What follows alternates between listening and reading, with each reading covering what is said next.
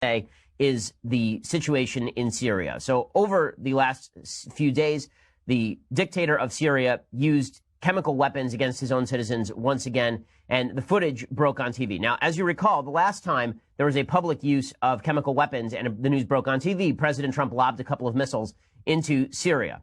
Something like 50 missiles were lobbed into Syria, and a particular airbase was hit. Well, it's unclear what exactly the United States is going to do as of yet, but already action has been taken. It's been taken by Israel. So Israel went in and knocked out a Syrian airbase and took down some of their Syrian air defenses. And I'll give you all that information in just a second. For those who don't know what Syrian chemical weapons attacks look like, they are just horrendous and horrific. The footage looked something like this.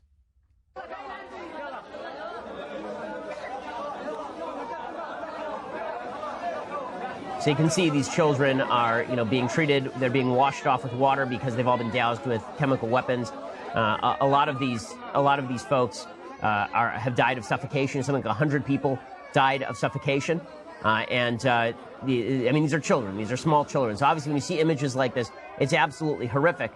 Israel lashed out yesterday. So here's the story from the Associated Press. Russia and the Syrian military have blamed Israel for a pre-dawn missile attack Monday on a Syrian airbase that reportedly killed 14 people, including 3 Iranians, while international condemnation grew over a suspected poison gas attack over the weekend that was said to be carried out by the Syrian government.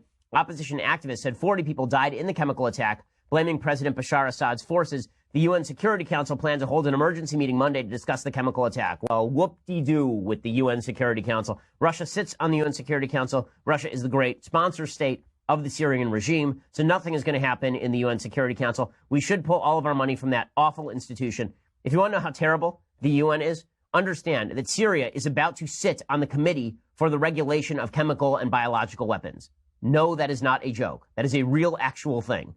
So before you start thinking that the UN is going to step in and solve anything at all, recognize that the UN is a gigantic joke. And that is why it's up to sovereign states to do something about these sort of atrocities. The timing of the strike on the airbase in the central Homs province, hours after President Trump said there would be a big price to pay for the chemical weapons attack, raised questions about whether Israel was acting alone or as a proxy for the United States. Israel typically does not comment on its airstrikes in Syria. It was the second such attack this year on the airbase. The airbase is known as T4, and it's where Iranian fighters are believed to be stationed. According to Russia's defense ministry, 2 Israeli aircraft targeted the T4 airbase, firing 8 missiles. It said Syria shot down 5 of them. The other 3 landed in the western part of the base. Syrian state TV quoted an unnamed military official saying that Israeli F-15 warplanes fired several missiles at T4, and it gave no further details. And of course, Israel's foreign ministry said nothing. Since 2012, Israel has struck inside Syria more than 100 times, mostly targeting suspected weapons convoys destined for the Lebanese militant group Hezbollah, which has been fighting along Syrian governmental forces. So this looks like this could be the prelude to larger action. John McCain,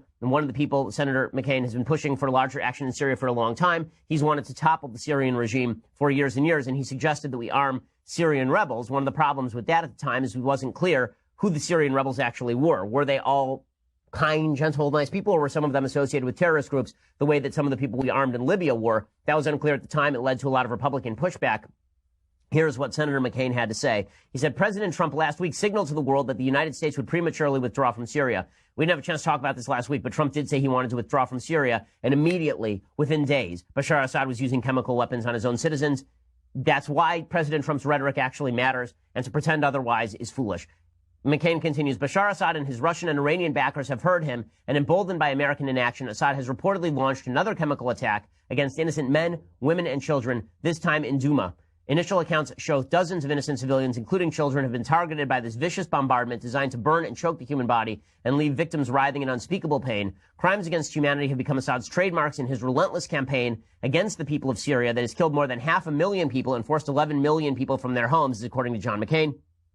President Trump was quick to call out Assad today, along with the Russian and Iranian governments on Twitter. The question now is whether he will do anything about it. The president responded decisively when Assad used chemical weapons last year. He should do so again and demonstrate that Assad will pay a price for his war crimes. To be sure, President Trump inherited bad options after years of inactions by his predecessor in Syria.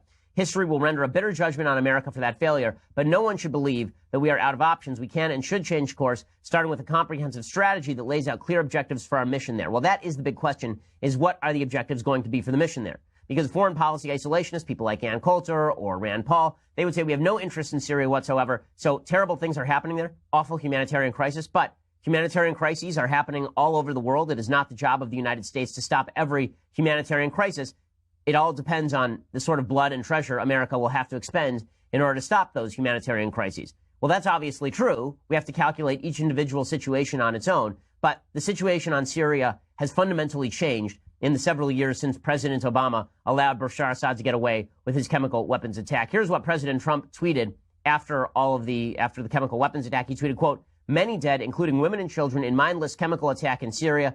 Area of atrocity is in lockdown and encircled by Syrian army, making it completely inaccessible to outside world. President Putin, Russia, and Iran are responsible for backing Animal Assad." So he's now gotten a nickname for Assad, which is entirely appropriate in this case. Big price, and continued big price to pay. Open area immediately for medical help and verification. Another humanitarian disaster for no reason whatsoever. Sick. Okay, all of that is true. The question becomes, okay, what is going to happen next? Well, Trump's national security advisor, his security advisor, rather, Tom Bossert, he was on national TV on Sunday, and he said, listen, all the options are on the table here. This is one of those issues on which every nation, all peoples have all agreed and have agreed since World War II is an unacceptable practice. So is it possible there will be another missile attack? Yeah, I wouldn't take anything off the table. These are horrible photos. We're looking into the attack at this point. The State Department put out a statement last night, and the president's senior national security cabinet have been talking with him and with each other all throughout the evening and this morning, and myself included. So one of the things that's amazing about all of this is that people on the left are already critical of Trump. Trump inherited an awful situation here. Tommy Vietor, who is just a dolt. He used to drive a van for Obama and then suddenly ended up as a national security counselor for President Obama after driving a van. And now I guess that he is doing Pod Save America type stuff. Well, he tweeted out that President Trump inherited a bad situation. Well, Tommy, who did he inherit that from? Weren't you there?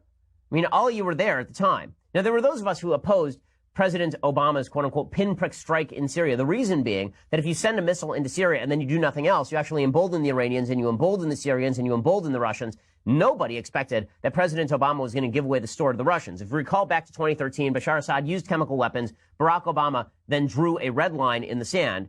Here is President Obama back then drawing a red line. We have been very clear to the Assad regime, but also to other players on the ground that a red line for us is we start seeing a whole bunch of chemical weapons moving around or being utilized. That would change my calculus. That would change my equation. Okay, so he made that statement actually in August of 2012, and then, of course, Bashar Assad immediately used chemical weapons, like within a couple of months. And then Barack Obama did something really unexpected. First, he said, maybe I'll throw a missile in there. But you know what? I need congressional approval. Now, that was obviously a lie because he didn't have congressional approval for his Libya action. He just went ahead and did it. But he said, I'll throw it to Congress, and that went nowhere. And then he said, you know what? I'll let the Russians take over. The Russians can come in and they will disarm the Syrians. So Barack Obama and Susan Rice both came out. Susan Rice, then the national security advisor, she came out and she said, don't worry. Syria's chemical weapons have been removed. They're gone. Syria has no more chemical weapons, right? Obama was triumphalist about this. He said, everything is better. There will be no more chemical weapons attacks. Everything is under control. Here is Barack Obama and Susan Rice. This is back in 2013. Think about what we've done these last 8 years without firing a shot. We've eliminated Syria's declared chemical weapons program. All of these steps have helped keep us safe and helped keep our troops safe. Those are the result of diplomacy. We don't have strong efforts there, the more you will be called upon to clean up after the failure of diplomacy. We were able to find a solution that actually removed the chemical weapons that were known from Syria in a way that the use of force would never have accomplished. Okay, and Tommy Vietor said the same thing. Well, you know, we got rid of a lot of the chemical weapons, right, except for the ones that he's using on the civilians and has continued to use on the civilians. So well done, Susan Rice. It is amazing. All of these people who came into the Obama administration proclaiming that it was a new day for American foreign policy and they're going to act in the humanitarian interest of the people of Syria, and then proceeded to allow that entire country to descend into utter and absolute chaos. Now, there's a civil war going on, and that wasn't Barack Obama's fault. It was Barack Obama's fault that he decided to hand over all of these security concerns to the Russians. Okay, the Russians obviously had nefarious purposes there. All they care about is propping up Bashar Assad. And all of this raises the question, which is, okay, what should the United States do now? And that is a serious and open question. You know, it is amazing, again, how badly the Obama administration blew it. This is not on President Trump, but now Trump is the president, so that raises a question as to where we go from here. In a second, I'm going to answer that question for you, or at least give you maybe some concerns that I have about full-scale military intervention, as well as some possibilities on what we can do in Syria right now. First, I want to say thanks to our sponsors over at Stamps.com. So these days, you can get practically everything on demand, but you still think you have to go to the post office to get your stamps. Well, you no longer have to go to your post office to get the stamps. Instead, you go to Stamps.com. With Stamps.com, you can access all of the amazing services of the post office right from your desk 24/7. We will make America great again.